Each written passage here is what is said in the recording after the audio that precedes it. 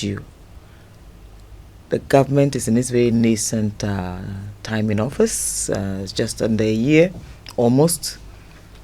I believe that at his inauguration, President Mahama told all of us that Ghana was actually going to be open for business. I think he's walked his talk. Look, it has not been easy. It's been a very, very tough year. Difficult financial decisions being made.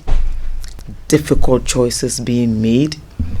There's enormous hope also in the system. And you see, because of the nature of the goodwill, I mean, look, in a very long time, for a president to win way in excess of 56% of total valid votes cast, to have a super majority in parliament, literally, it's almost as if all of the gods have aligned, literally, to give you this country at this time, at a time when we are in very, very dire straits. Sometimes I ask myself how President Mahama has survived a year. Why? Knowing the level of our indebtedness alone. And this is not about external debts, it's also about the debts that are local. Look, go to these government agencies. Time after time we have audit reports, whether it's a forensic audit report, an ordinary audit report, even the Public Accounts Committee report should tell you the amounts that are owed all sorts of people, the levels of procurements that were totally unnecessary. In some agencies, items have been procured between now and the next 10, 15 years. You don't even know whether or not these items will be still be worthy even of being utilized as the years go by. Secondly, it is also, there was this irresponsibility in the system, if I can call it that. It was almost as if there were no checks and balances, that everybody was a law unto themselves. If you made up your mind on Monday morning that this is what you wanted to do at the ministry, you were free to do so. If you woke up one day and decided, oh, this is what, look, the day we went to the Meridian Port Services commissioning in Tema, I was enormously humbled. If you visit that part of Tema, and if you knew it then, it's against what we have now. It tells you what commitment for development can do. And then look at the levels of persons that this particular investment even employs. Today they are considering working and contributing meaningfully to the Tema expansion project through the motorway all the way to the industrial city. We are looking at a regeneration even of the industrial city of Tema. You know, there is something that leadership provides when the leadership is serious and committed.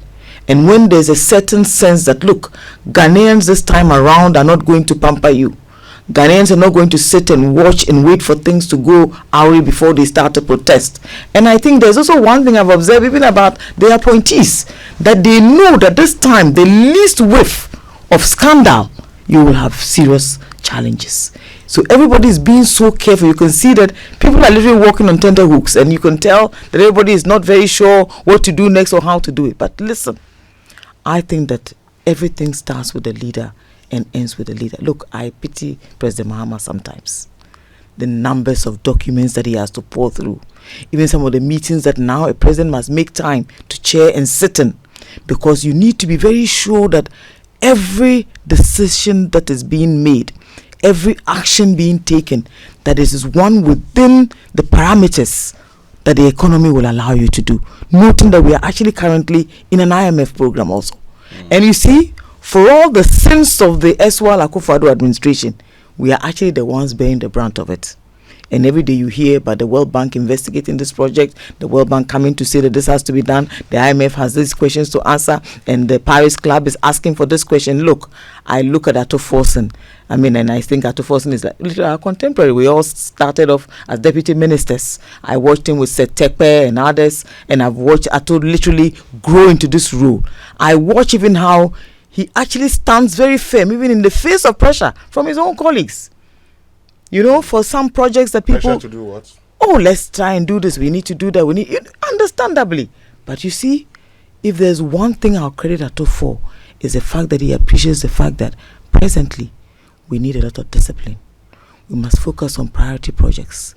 We must also ensure that this canker called corruption that leads us to all this over pricing, huge costs, lack of monitoring. Look at some of these road projects, for example. You heard about the monies that have been paid and the fact that these monies have gone on and no work done. To the extent that even communities were now demanding accountability from the contractors on the road. Look, there is something about the goodwill that the president is currently enjoying. It also means enormous responsibility. It also means a huge burden on your shoulders that you must be very sure, and he says it every day, that the least width of scandal, whoever generates or starts that scandal, know that the exit orders will be given. And I think that alone keeps people on their toes. You see, people must know, and I think that there's a certain latitude that you ought not to give your appointees. There's a certain level of responsibility also that they must feel. You see, look, if a minister feels responsible, not just for the authority reposed in them, but for the duty also placed on them, imagine how they undertake their duties even. And imagine what will happen when they are no longer ministers. They also feel the need either to clear your name, to explain to the citizens why you actually took certain decisions, or why you made some decisions, or even the reasons why some actions were taken. I think we should remember that ministers are also committed in pretty much the same way as the president. They swear an oath of office. It is one that binds you in all faithfulness and diligence to the people that you are there to serve. And so when a minister is in office, he must always remember that the buck starts and stops with him. That even when there are questions to be answered when you leave, it is also your responsibility. It behoves on you to be present to answer. I listened to the Attorney General, and then I asked myself, should we not even vet the intentions of our appointees? Should we not question the reasons why they take on these jobs?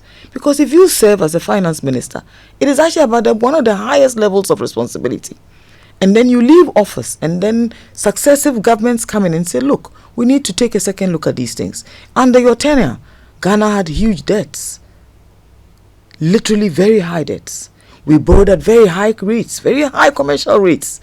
Sometimes you hear some of those coupon rates and you marvel. So what were we going to do with this money? In fact, if it was your private business, irrespective of what you invested in, you might never be able to recoup, even to pay off these debts. But we had somebody who was responsible, someone who was tasked to do this. Why would such an individual even want to refuse to come and respond to whatever investigations or questions are raised? I look back on the last 8 years. In many ways, I even sometimes sympathize with President Akufo-Addo. And I do believe, as many have actually come to conclude, that maybe after his first term, he really should have left office. Because when he came on, he also came in with some modicum of goodwill. And I remember he spent a lot of the first few years literally attacking everything that his predecessor had done or hadn't done, or even felt the need to criticize just about everything. And I would come back to the example of that Meridian Port Services, which was clearly one of the examples that they said didn't exist, and that investment didn't even make sense. There were a lot of criticisms for that project. But today, it is the one project that I believe actually symbolizes what a leader can achieve when they set their minds to it. So, we wake up every day to our responsibilities, and that is how it should be. Every day. Look, sometimes, and I remember a few days ago, we're actually on our way to Ho when there was a draft statement about this matter of the, Boko crisis, the conflict. President Mahama picked up his phone, and whilst we're on this journey, he's reviewing the statement that was going to be issued. That is leadership. I think that people ask me, where does he get the energy from? That man rarely sleeps. It is not easy to be a president of a country. It is the one thing that I've come to understand, especially if you want to do right by the people. And like I said, when you start off with this level of confidence that has been reposed in you, know that God is also a person that actually gives you these blessings because he knows that you can deliver. So you must also know that, considering the exigency of the day, everybody is looking up to you to do it and do it differently. It is not just the people within your political party. It is not just the people within your governing government. It is also not just the people within your family or those who benefit from your government. It is also the entirety of the country. And look, I travel, President Mahama, look across the world. You go to Nigeria, you go to Togo, you go to Abidjan, everywhere you go to. In fact, recently in Abidjan, he shared the seat with President Akufo-Addo. And I couldn't believe the sorts of conversations that they were actually even having about prospects for all sorts of things for Ghana. So it means that when things go right, everybody will appreciate the nature of the leader that you have. And I think this is something that, we don't give credit to enough, because we want to nitpick all the time. We are also a very partisan environment. There are a lot of parochial interests, and sometimes even because of the nature of the partisanship, we tend to criticize things in so many ways. Even when we can even contribute our own quota to make something better, we expect that, because it is not necessarily my job to do. Look, one of the most critical things right now is how to manage Ghana's debt. The fiscal space is also very small. But we also have very keen interests in our health, for example. That is important. Look at the level of exposure of this Ghana Medical Trust Fund. And you can see that immediately that facility has become like a lifeline for a lot of people. Look, talk to any politician. The amounts they have to commit to private endeavors of people who need assistance for all sorts of health facilities and ailments. It's not a joke. Secondly, even the facilities that we have, the equipment replacement, the retooling, the training of these people, go across the 16 regions of Ghana. Not even every region has a basic teaching hospital. Your society is also about the health of your populace. You can't wake up in the morning and say that because you're president today you do not focus on health. You must. Second is on food. That is agric. And I love what you're doing this morning, trying to actually help poultry farmers, to encourage them. I mentor a very young poultry farmer. Fantastic woman doing a great job. It would actually pain me that for all her commitment, she would finish and come to the market and have nobody to buy. Now I've had conversations about liquid eggs. They are big business everywhere in the world. Ghana is looking at this option too. We are looking at feed for the poultry. I love the fact that people are now focusing on this. But yes, there are all these tax exemptions that should come to people who want to go to this industry. But you see, for the first time, our finance minister is even making sure that if you are going to get a tax exemption, first, it is the right thing to do. Secondly, that it will be used for the full benefit for which you are taking it. And so in the past, where ministers and agencies could actually just issue these exemptions, now everything must go before Parliament. So yes, some delays are also being created. There's also some, a little bit of a queue in the system. But look, what do you expect the man to do? This is what he has inherited. The president has charged him to do well by the good people of Ghana. Let's apply our funds where we need it most. So if you watch, the Roads Ministry has received enormous support. In fact, for the very first time even, we've set up a very different fund in terms of the big push policy to support roads in that sector. We're looking at agric also, not just because we want to focus on feeding ourselves, but we want to feed ourselves and even expand into other markets. I told you about non-traditional exports. Look, if we don't start to refocus our attention on what this beautiful soil that God has given us can do for us, we will have challenges. Briefly on that bit, talking about agriculture, for instance, the concern has been that we focus on number of people assisted and not the total output. So, for instance, in Kokon Kitinkiti bit, there's a conversation about 80 farmers being given 50,000 birds. But also we're looking at distributing about 3 million to thousands of people. They say, why don't you give it to those already in business, those who have made mistakes, have learnt lessons, are doing well? Because the expectation is that once they've learnt their lessons, when you assist them, they will do better. But Wilson, that's exactly where we are. I'm sure when the Nkukon Kizinkiti was launched in the Ashanti region, you saw the company that we visited. They are an existing poultry business. You saw the commissioning of the feed factory, for example. is an existing business. It's actually a private sector initiative. Look, Rome wasn't built in a day. I am convinced that we are on the right track. But like I keep saying, all of us must support these initiatives. It starts from a certain point. Look, my brother used to run a huge fish farm. One of the biggest challenges was about finding feed. The poultry farmers will tell you the cost of importing feed. So if we start to manufacture feed here, half of the cost is gone. And what it means that is, it even gives more latitude to these farmers. There are a lot of soft conversations that we sometimes forget to focus on. And instead of focusing on the number of persons who are benefiting at this time, in any case, an existing poultry farmer has resources already. His business is in motion. Like we see the Deputy Agric Minister doing on his farm. Yeah. We see many other of these ones who are, look, they have it all already. But I think that it's also trying to improve on availability.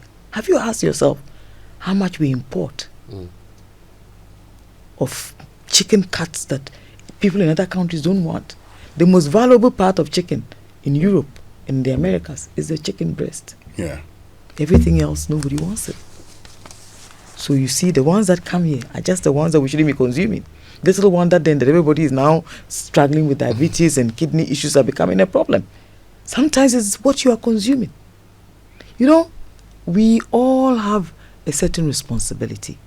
There will be overlaps between what government can do, between what the judiciary can do, between what media can do, between what civil society can do.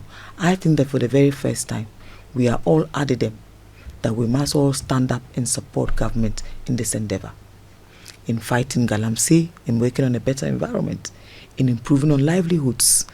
But the question we should be asking is that what are the things that we can do, things that we can intentionally engineer, things that government can do as government in terms of policies. And I love one thing that President Mahama says, that he's looking at policies from the perspective of people-centered policies. So everything that you do must somehow have a certain trickle-down effect to the society, to the individuals. It must benefit some people. Look, do you know that one of the best things lately is that our currency, for the very first time in many years, has remained consistent? It allows for people to plan. It allows for investors to know what is in it for them. It also allows for the common citizen to know that, look, I can market this item and this is what I'm expecting. One thing I've observed also is that there is no clamor now for foreign exchange. It's not even a conversation we're having anymore. I talk to my husband in the mornings and the conversation is not about where he's going to find dollar from. In fact, yesterday the conversation was about the fact that these days when you go to the bank to withdraw dollars, please withdraw a certain amount because there's a certain charge now that you pay, I think 5% of the amount. So if you know that this month you need about this amount of money, then please take all of it so that you pay the one stop whatever fee instead of coming every other day and doing the same thing. Things are changing. There's a marked improvement. There's certainty, there's consistency. I believe also that there's leadership. I have always believed in President Mahama's intentions for Ghana. I believe that Ghanaians have also come now to validate that assertion. I believe that all he has to do now is first create the policies, ensure there's an enabling environment, be sure that the individuals you send to undertake these duties will do so in all absolute faithfulness to the good people of Ghana, with a certain sense of fidelity. That is what we also need to build in ourselves. That when you are given a responsibility, board members, CEOs, deputy chief executives, the whole logistical chain, people ought to want to take responsibility for something good that happens in another person's life. What we use is life. If we walk through all these hallowed halls of glory and it didn't affect anybody's life, then you probably shouldn't even be living, shouldn't bother at all. Why do you make money if it is just to feed your own family and not to affect anybody else? Why do you want to mine in a way that allows for other people to suffer from the vagaries of your mining when you know that you can do it responsibly just because one person will eat? Knowing very well, like you say, that the young boys that we see people arrest in large numbers, genuinely, what do they really benefit from these activities?